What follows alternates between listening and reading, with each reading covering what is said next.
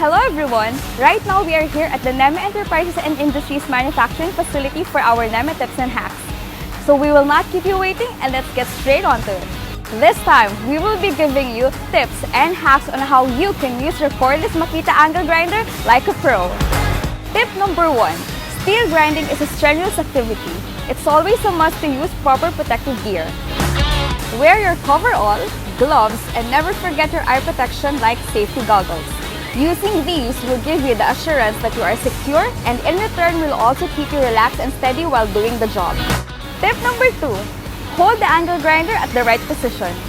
Keep a 20 to 30 degree angle when surface grinding. And hold the grinder straight when edge grinding or cutting. Tip number 3. Make sure that accessories match the RPM of your angle grinder. To lessen the risk of breaking the accessory and the tool, make sure that the maximum RPM of your accessory meet or exceed the maximum RPM of the grinder you are using.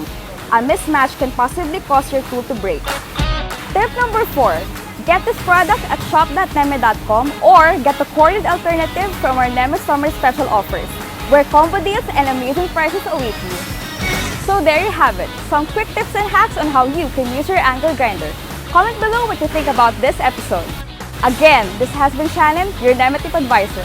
See you on the next video!